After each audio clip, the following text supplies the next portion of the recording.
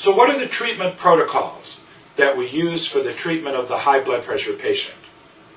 In every patient, lifestyle modification is an important part of treatment. The first part is salt restriction. So patients who have a high salt intake may prevent the medications that we use from working.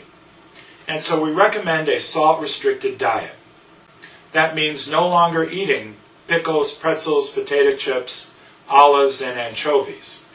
Avoiding canned soups and vegetables, or other canned foods, such as tomato paste or tomatoes, all of which have high salt content. Avoiding foods in bottles, with the exception, if you will, of water, juice, alcohol, olive oil, or milk, for example, because canned sauces like tomato sauce, barbecue sauce, steak sauce, soy sauce, all have an extraordinary amount of salt, as do pasta sauce, chip dip, and other bottled materials. We also avoid luncheon meats, fast food, and pizza that are characterized as having high salt. And many cheeses, including especially feta or Greek cheese, have an extraordinary amount of salt that need to be avoided. Some breakfast cereals, such as Cheerios, Corn Flakes, Raisin Bran, and Wheaties, have an excess amount of salt. And so we recommend low-salt foods, fresh fruits and vegetables, shredded wheat, oatmeal, cream of wheat, puffed rice, or puffed wheat as alternatives to some of those high-salt containing foods. Another important component of lifestyle modification is exercise. Even if your weight doesn't change, increased physical activity, running, jogging, biking, swimming, exercises where you're in motion, will reduce your blood pressure. And of course, if you need to lose weight, reducing your weight can be very effective in lowering your blood pressure as well. Excessive alcohol ingestion will increase your blood pressure and should be avoided. And of course, tobacco abuse, cigarette smoking, increases your blood pressure, increases your risk of heart attack and stroke, and increases your risk of lung cancer, and therefore should be discontinued.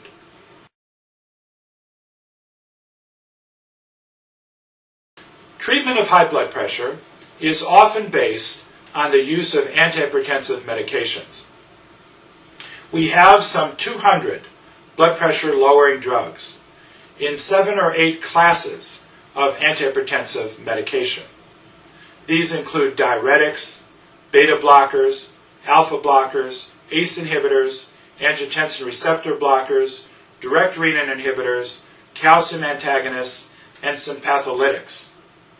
It's not important that you remember the type of drug, but it is important that you remember what drug you are taking. These drugs are used alone or in combination to lower your blood pressure to the target value. Now, it is clearly true that most, if not all, of the antihypertensive medications potentially have side effects. But what we try to do is to develop an individual combination of drugs that works for you in order to lower your blood pressure without producing side effects. Some of those side effects may be fatigue, or depression, or sexual dysfunction, or swollen ankles. And if you develop these side effects on your medications, you should talk to your physician, because the medications can be changed, the doses can be modified, the combinations can be altered to avoid side effects so your blood pressure can be controlled without these adverse experiences.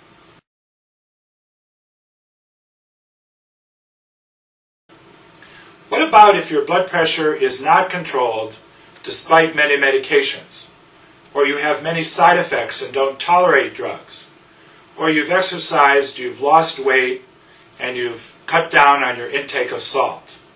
Is there any option left for you? Well, indeed there is. We, for example, tested acupuncture as a strategy for lowering blood pressure. Unfortunately, it doesn't work. But relaxation response therapy, a form of meditation, does work, and it can be used alone or in combination with medication to lower your blood pressure. High blood pressure is extraordinarily common. 20% of Americans will have values greater than 140/90. Treating your high blood pressure reduces your risk of heart attack, stroke, death, and kidney disease.